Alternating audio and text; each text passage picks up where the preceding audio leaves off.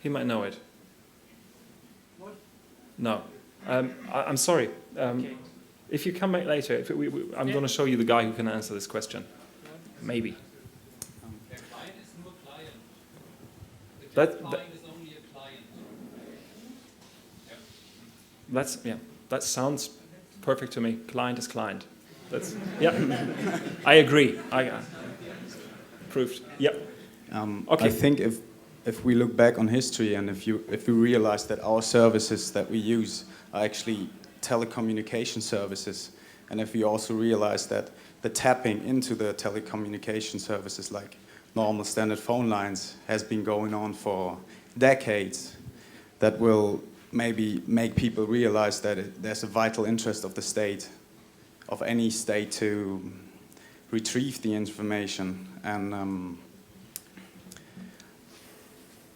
I think the internet is only one form, and only through privatization of formerly state-run telephone communication carriers, they needed to pass a law like the media service law in Germany, that they actually had to stipulate and enable the authorities to enter via private companies, enter the system, which has been going on before, but they only used like authorities like the Deutsche Post or whatever, and it went undercover, and it's all coming up and coming out now, and people actually realize it at the moment. But it's a thing that's been going on for ages, and I just wanted to remind people that it's nothing new of the... No, I don't want to say there is no vital interest. I'm sorry if that was a misunderstanding. I see. No, I didn't mean that No. concerning you. But No. But wiretapping a line if there is a suspect, that's okay. That's something I can fully understand. But wiretapping all lines in the world just because there could be something, this is not okay. So I don't like this. I don't like this. Not really looking at the subject as a suspect anymore, but really covering everything, recording everything. That's something I don't like. Of course, but I mean, there has been this issue of automized tapping through trigger words and stuff like that, and I don't know exactly what the NSA is doing at the moment here or wherever, but... No, we're just facing a period of time where the interest in that is growing. Years ago, nobody would have asked, but now maybe it's time to ask these questions. What are they doing? I think didn't realize because the laws weren't that necessary because it went undercover. No, but I was speaking to somebody who's running one of the internet. I don't know how you call that. One of the internet providers, and he said the NSA showed up one day and said, "We would like to install our little server here. You won't get to know anything what is happening, but he's just checking what is coming through, and some of these information, especially those who were encrypted, were sent to the United States. So this is strange things are happening, but I think maybe it's easy to circumvent it, and we should try to do it just to keep a little space outside that completely controlled room. Okay, there is one more question up here. Not a question, but a remark. The collection of data of people who are using prepaid card has already begun. The T-Online, Germany, offers better price for people who register, and especially people like me who are living from what they call Hartz IV.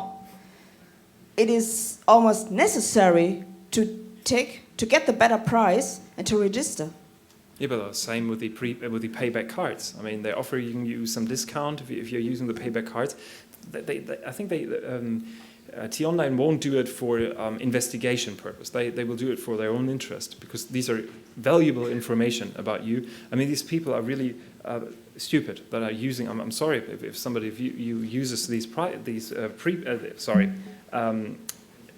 payback cards, because they only offering you this very, very small profit because they're using your data. I mean, that's obviously, otherwise they wouldn't do it. So of course you're forced. If you want to get the best price, you have to do it. But the question is, how valuable is your privacy? That's the question. Is it 1 cent for each phone call, or is it whatever? I mean, right now the payback cards do not really offer 5% discount anymore. They say you're getting a football every 2 years or whatever. So it's really the question, how much did the people get used to that collecting something they do not even need. And so that's interesting. But we will have to. No, we don't have to stop now. We have 5 more minutes. The difference is big, because for an SMS now I pay 5 cents. Before I paid 19 cents. No, you're absolutely right. This was.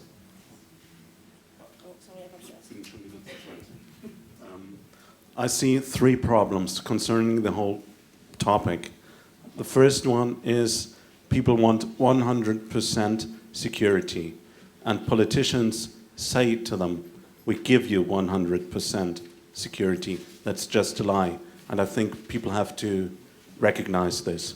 The second one is we need more people using their brains. The whole phishing problem is just a problem of people not using their brains. That's it. And the third problem is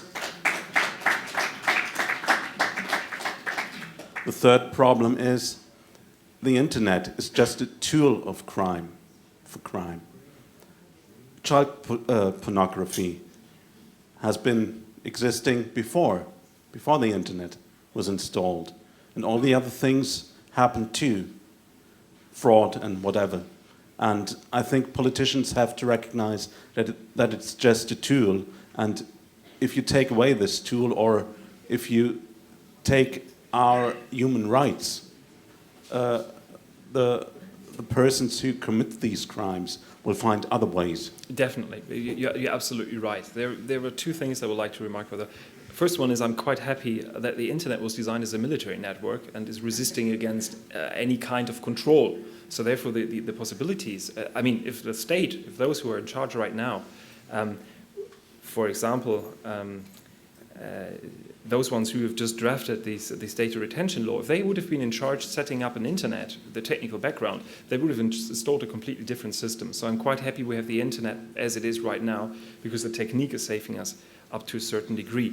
And the second thing I would like to say is that people want 100% security, that's right, but they are not, and that's the phishing aspect you mentioned, they are not trained anymore. They want to buy a computer, they want to open it, and they want to use it without learning anything. I mean, they are not willing anymore to visit a computer course and to do whatever. They just say, I want to use it, I'm a professional, I'm an expert. So if we are not understanding the machines anymore, and I can remember the time about 15 years ago, everybody who was using a computer was able to deal with a computer, because otherwise it wouldn't really be able to set it up. But right now it is so easy, people don't have to know the machine anymore.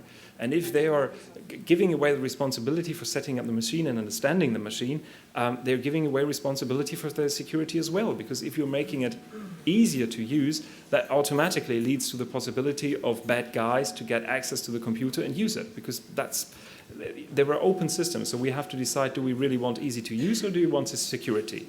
And I think most of the people choose easy to use, but this is something where we can't really do something. Yes, please. There is one more. Oh, yeah.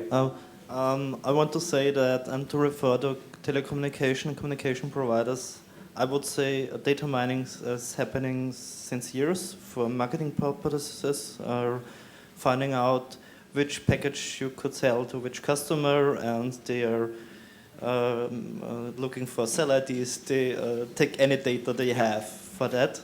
And the second thing I want to say is that the data retention didn't come up since terrorists attacks. It came up in 1996 about the Cybercrime Convention, about the G8. No, but the Cybercrime Convention explicitly says no data retention. Data retention is absolutely wrong way. We don't want any data retention, so don't mention this. No. These drafts went up to G7, G8, to the Lyon Group, and they made the first drafts for cybercrime in 1997. And there were no words about terrorists and nothing at all. No, definitely. But terrorist is something that makes it really work. You know, you're getting it through the parliament. They replaced the words. If you look at the history of the draft, they replaced the words organized crime with terrorists, and that's all that happened since nearly 10 years in this topic. Okay, I think we have to leave the room for the next group, or one more thing maybe. There is one more remark. Okay, sorry for raising another issue. You were talking about the negative effects of data retention on the individual. Perhaps you could say something about the negative effects on the economy, because negative effects on the economy could be very important for getting the data retention into the, for convincing politicians that data retention is maybe not the perfect tool to advance society. You're absolutely right, but I think this was a long argumentation going on. I think the internet providers had their chance to explain that this is not good for the economy, and that is, but I think maybe it's not only internet providers. Sorry for chiming in. Okay, no, but I think it is very important to talk to now go to a different level, especially because we're talking about cases going to the constitutional courts right now, where we really have to focus on the basic human rights, on privacy, protection of privacy, and not economic interests. But absolutely right, it's not clever for the economy. It's really one of the most stupid laws I've ever seen. It's useless, it's expensive. I don't know. I mean, maybe IBM was behind that because of the storage media. I don't know if they're involved. Thank you very much for your interest.